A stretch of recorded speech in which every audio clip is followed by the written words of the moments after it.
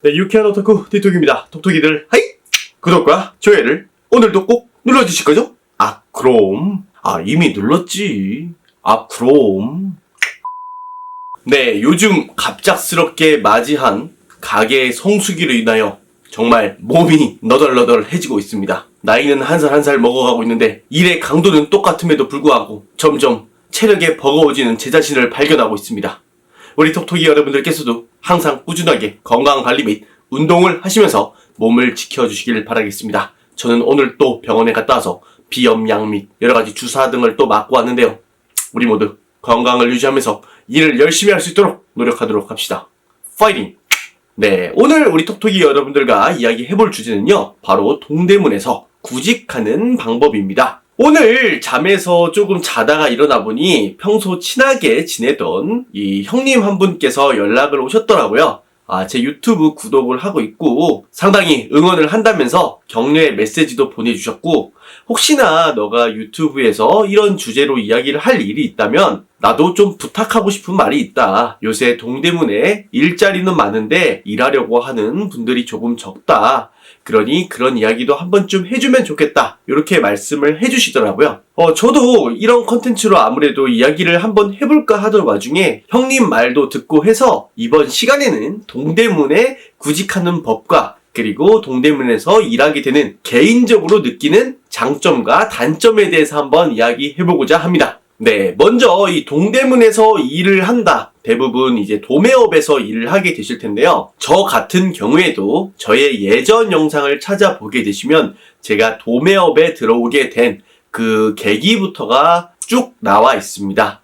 아무래도 이 동대문 도매시장은요, 국내에서 가장 큰 의류업계의 원천이자 트렌드와 생산과 판매를 종합적으로 볼 수 있는 보고의 장이라고 할 수가 있겠는데요. 아무래도 내가 의류업에 아무것도 모르는 상태로 바로 시작하기보다는 이런 곳에서 어느 정도 경력과 경험을 쌓아보신 뒤에 본인의 사업을 하시는 것도 상당히 도움이 된다고 생각을 합니다. 더군다나 어느 업계를 가던 마찬가지지만 국내는 정말로 좁습니다. 한 업계에 건너기만 하더라도 지인들을 바로바로 알 수가 있어요. 그렇게 인맥을 만든다던가 나중에 내가 사업을 했을 때 도움을 받을 수 있는 분들도 분명히 많이 얻을 수 있기 때문에 우리 톡톡이 여러분들께서도 정말로 내가 의류 사업을 한번 해보고자 하실 때에는 이렇게 동종 의류업계에서 먼저 일을 한번 해보시는 것도 상당히 좋은 경험이 되실 거라고 생각을 합니다. 물론 이 동대문 시장에는요, 새벽에 일을 하기도 하고 대부분 중소기업인 만큼 그렇게 복리후생에 대해서 후하지도 않습니다. 물론 회사마다 조금씩 규정도 다르고 조금씩 나아지고 있다고는 하지만 제 객관적으로 보더라도 일반적인 회사에 비해서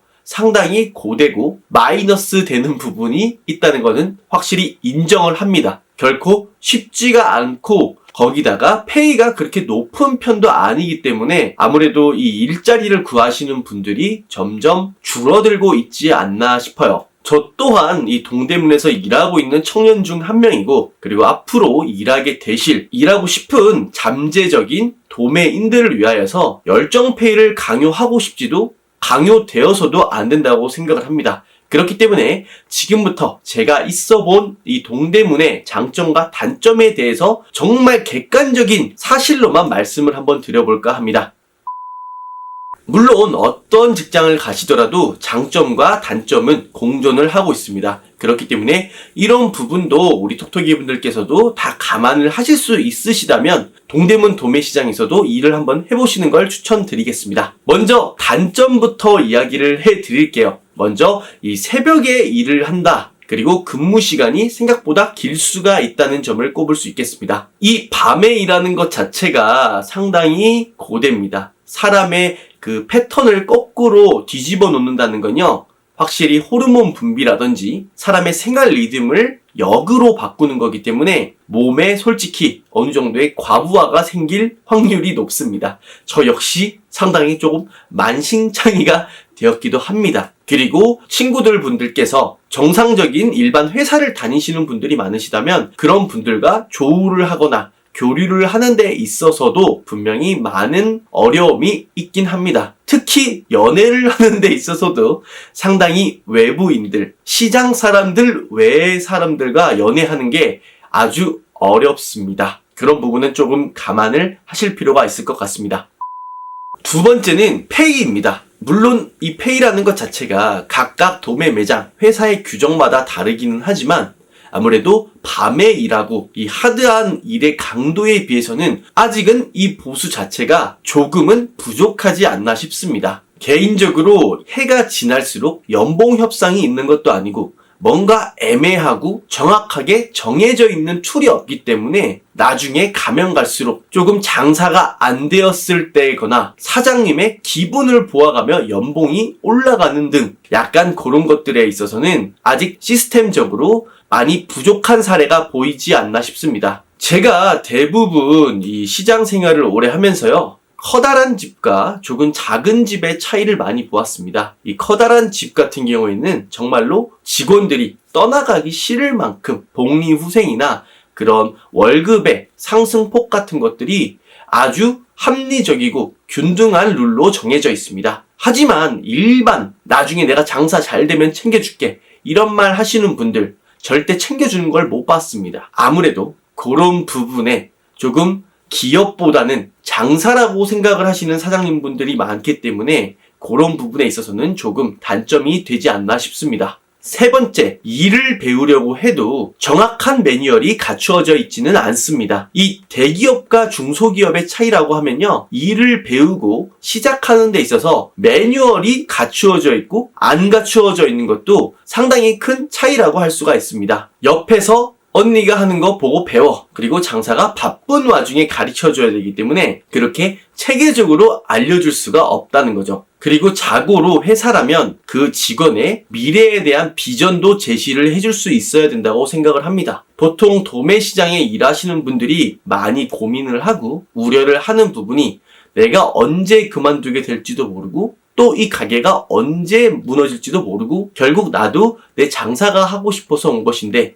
이렇게 평생 판매만 하다가 끝나는 건 아닐까, 이런 생각들을 상당히 많이 하게 됩니다. 이런 마인드를 조금 줄이게 하기 위해서는 내가 일을 하고 보수를 받는 것 이외에도 내가 일을 배우고 있구나, 내가 여기에 일을 하면서 스스로 의류업계에 뭔가 일을 할 수 있을 만한 성장이 되는구나, 이런 것을 느낄 수가 있어야 되는데요. 본인이 직접 챙기지 않는 한 남이 주변에서 그렇게 가르쳐주지는 않는다는 겁니다. 만약에 내가 조금 더 수동적이고 어느 정도 영악한 분이 아니시라면 주변에서 그렇게 체계적인 매뉴얼로 가르쳐주는 부분은 없기 때문에 그런 부분도 어느 정도는 인지를 하고 계셔야 할 것입니다. 우선 단점이라고 하면 여러 가지 세부적인 것들도 많겠지만요, 저는 이 가장 큰 세 개를 단점으로 꼽고 싶습니다. 다른 부분이야 얼마든지 본인이서 조금 마음을 가다듬던 아니면 사장님과 조율을 하던 그런 부분에서 조정이 가능한데, 이 세 가지 부분이야말로 직업을 정하는 데 있어서 가장 큰 요소이기 때문에 이 세 가지를 특별하게 단점으로 한번 꼽아 보았습니다.